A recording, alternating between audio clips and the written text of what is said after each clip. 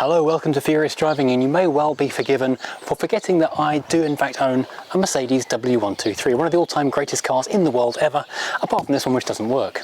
So, why have I been ignoring this magnificent machine for the last, well, I don't know how long frankly. Well, basically because it doesn't run and I can't make it run. I'm going to do the service mode. That makes it safe in the back of my head.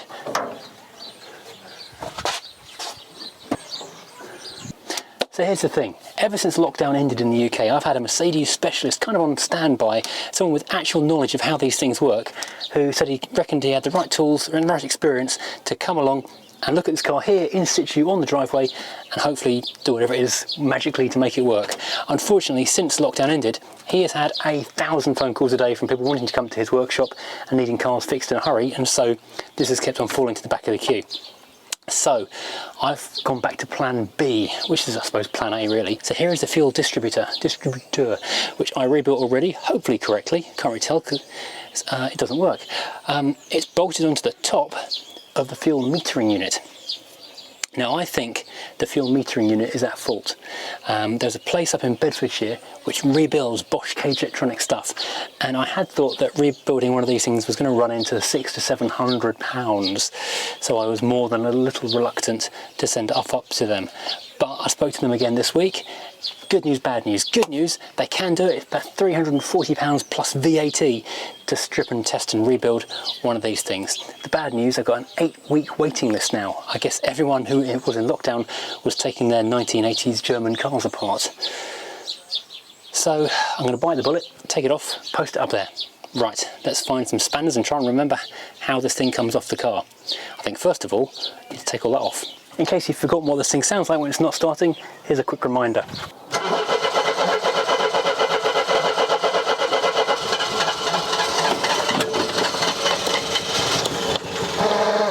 What? That nearly started then.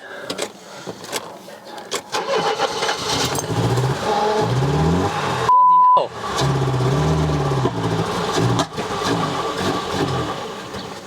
Okay, that actually ran. Well, the good news is I've just saved 400 quid. I am astonished. I'm going to put some more petrol in this thing because it's right on the bottom of red. Well, this is both exciting and mystifying. Yuck, this is leaking also. Now, ignore this car under a cover, which is noticeably less tall than the Alpha 145, which normally sits in there. That's for a different video. Pretend you didn't see that. Okay, there's more fuel going on the floor than into the car by the looks of things. I must get some better fuel cans. I'll do save the rest for the petrol death machine, the lovely vintage lawnmower, which I've only shown Patreon so far. Patreon's our members, I should say. Petrol death machine. Right, let's just quickly make sure I've got all the HT leads connected neatly. Well, connected. That's on, well, relatively tightly-ish. That's only push fitted on there, but it'll do for now. Nothing is in danger of getting smacked with anything. Wires all, that's not good. Oh yeah, it's my alternator cable. I'd forgotten I made up an alternator cable because there's an alternator to fit in a minute as well. Let's go and see if this thing starts. This gives you a great angle of the really bad paint job on the bonnet, which is blistering through quite badly now. It's a home paint job that someone did a long time ago and it looks absolutely atrocious. It was always going to be painted. Right, foot on the brake, not that makes any difference. Car is in park, handbrake is on. Well, let's do this.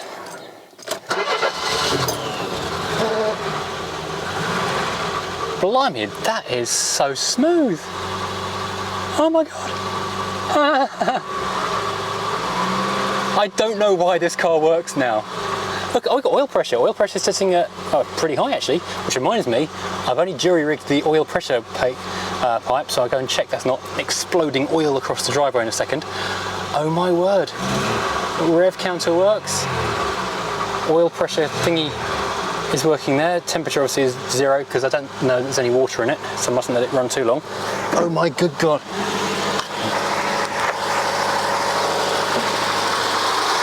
Look at it. It's ticking away like anything. It's beautiful. Oh my word. I don't know why it works now. Last time I took a serious attempt at making this thing work was back in the winter time when Andy came down from way up north and he spent a day with me rebuilding that metering unit here in the garage. Andy very sadly passed away not long after that, Maybe his spirit is somewhere in this car. Thank you, Andy. I appreciate your time more than ever now. Would you look at that? Oh, power steering pump is spinning happily. Oh, this is amazing.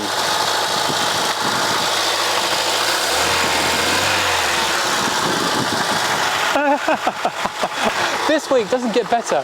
First of all, I get to drive a manual Rover 75 V6, and now my Mercedes is working. Oh my good God. I'm just going to give this thing a service and fit an alternator now. I am very happy. Oh. Sounds nice and smooth and quiet back here as well. Yes, this is just plain tap water, but this is only just to get it going. I will drain all of this out and put proper coolant and deionized water and everything in when the time comes to run the car properly. Whoops. But just now I don't want it to overheat, and this will be its first flush because the car's not moved in about 20 odd years. Right, let's fire this thing up again. Oh no. Oh, come on. Why aren't you working now? You were happy a minute ago.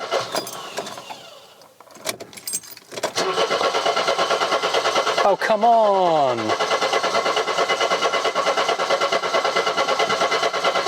You were running brilliantly. What is going on here? This is weird. Right, well, the fact that that started suggests to me that the metering unit does work. Well, that was the most cost-efficient turn of a key I've ever spent, because I was about to just take that off, post it away, spend 400 quid getting it rebuilt, and then it hopefully would have restarted, and I would have assumed that had been the problem. Although now it's just started and won't restart, that suggests that's not the problem, and there's some other issue somewhere else in the line. Maybe I just burnt half a tank of unleaded just idling in the drive for 30 seconds. Maybe it's that inefficient. But it gives me cause for joy. So, yay! This is not a shattered dream or a broken anything. Well, still broken, it's very broken. So yeah, my plan B of today was fitting this alternator, which is a used Mercedes W123 alternator, which I bought when I got the car ages ago, but didn't have any bolts for it, and they were horrifically expensive on eBay. But fortunately, a very nice viewer by the name of Ashley had some alternator bolts, which he mailed over to me. So thank you, Ashley. I'm finally going to use them and stick the alternator down here where it belongs. Of course, the worst thing is I don't know why it started. It just did start with no intervention from me. So something that was broken is now not broken. Of course, now it's broken again because it doesn't want to start anymore. But it's getting great oil pressure. That repair here up here wasn't leaking. That was amazing. It's so smooth. Considering the oil in here is dating back to 2004 at the newest, that was a very smooth startup. So I guess I'm going to be wanting to pull this thing back a bit to drop the oil and change the filter on that fairly soon. Wow, this is exciting. If you've not seen an alternator before, it goes down here on this bracket, and I've got a band swingy, spinny thing to go onto there, which takes this drive from down here. In fact, it needs that because that's the water pump as well, so I definitely want that on there. Unfortunately, that one is too short. I'm going to have to go and find a much longer one to take that one in. Right, so before I tighten that up, let's see if this is a, what is it? A Continental, whatever number that is, which is the last thing I bought from Euro Car Parts before I opened my JR Car Parts account. Let's see if it is actually right for once from them. Oh, come on, let's fold in a bit further. Well, here is an absolute shocker. A fan belt from Euro Car Parts is too short. Who'd have thought it? My word, what a surprise. God, they are so useless there. That's not going to go. Okay, I'm going to have my pile of spare fan belts for another day, which consists of this one, and I'll have to go and buy another one a smidge longer. But sorry, actually, I thought it was going to fit, but it's actually that much too short. The next up on my list of things to do was to take these headlights out and try and work out how to make bulbs be in them. I have now got some H4 bulb holders, which is apparently what I need, but I do need to take all this out, and I'll probably play with this off camera at some point at length in the garage. And now I need a Phillips screwdriver. There's 3 screws, I think 3 screws in total, taking this thing out. two on the front here, and typically W123, so they are not seized up. They are rather wonderful. This car is the best.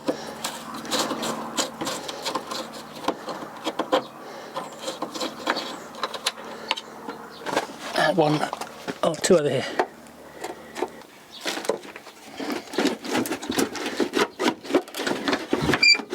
Whoops, there we go. Ah, here we are. Now we have the block connector to the lights itself. Whoops. And a vacuum, with a vacuum pipe in there as well. That's interesting. Right, so now I'll do this off camera because soldering stuff is pretty dull. When you come back to the next video on this car in a few days' time, well, a week or so maybe, I will have a working headlight for you. Hey, brave words. We'll see how that goes. While this indicator's out, I think I might give this a quick sand down and clean up. Make it be a bit less rusty in there to prevent that for future problems. My list of things for this car never ends. With the light out, you've got perfect view of the working mechanism of the headlamp wipers. So that's quite interesting. I don't know if they need any maintenance or not, because I've never actually tried them. Now there is a chance, the reason it wouldn't restart is because of the accumulator, which is the one thing in the back of the car I haven't changed.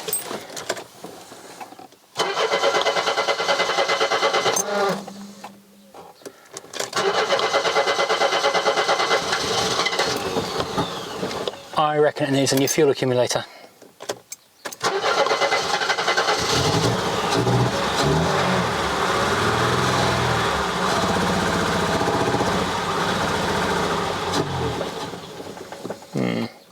Well, it definitely runs again. Okay, so I'm going to call that a win. I've got to say, I am genuinely mystified as to why this wasn't working before, and now all of a sudden, having just ignored it for 6 months, or whatever long that time was, it is working. It's, I don't know, a mystery. My old technique for fixing cars was generally ignore them until they work. Maybe it's because it's found something even worse than it next door to it, and it wants to try and show it up. Maybe, I don't know. Maybe the curse has been lifted at last. I've no idea, but I'm very, very happy it does work. Right. I'm going to pin my problems now on the fuel, I think it's called the fuel accumulator. The one thing I haven't changed down the back, there's 3 items, there's a fuel pump, fuel filter and the accumulator. And the accumulator's quite a lot of money, so I haven't changed it in the past. And I think maybe that's what's at fault, because it restarted after a rest. So it gave the fuel system time to kind of repressurize, settle and all that kind of stuff. So, well, that was brilliant. So the car definitely works. So my shopping list and job list now, obviously fix the headlights. First of all, before I do anything else, is go and change the oil on this thing and the filter, because that's desperately overdue. I wasn't going to bother doing that in case I pulled the engine, because there was a chance if it's going to be uneconomical, I was going to replace the engine, so why bother changing the oil on an engine that's going in the bin? But now that's not going in the bin, because that sounds nice. Then I need to redo the brake lines, because some of them look a bit rotten, because there's no brake pressure on the pedal whatsoever. What else do I need to do? Oh yeah, alternator belt, and find a slightly longer alternator bolt, so it's got charging and water pump working, because the alternator belt also drives the water pump, quite important. Other stuff, which I'm sure I'll figure out. Brilliant. This is a relatively short video because I didn't know where it was going to go today. I thought it was going to be a lot more involved, taking bits of engine apart, but I didn't need to. Oh, I'm so happy. So yeah, I hope you've enjoyed seeing this thing actually turning over and running. Probably this is the first time this car has started in 16 years. That's quite exciting. Right, I'll go and edit this now and get this up in time for tea. Hope you enjoyed watching this. Join me again next time very soon. If you ever like this, please hit like, please hit subscribe. If you want to support the channel and make projects like this keep on happening faster, consider becoming a channel member or a Patreon, which really helps drive this thing along, because, you know, one of the reasons I put off sending that away was because I was waiting for money in the Patreon account to build up enough to actually pay for that, but now that'll go to an accumulator instead. So, right, brilliant news. See you again soon.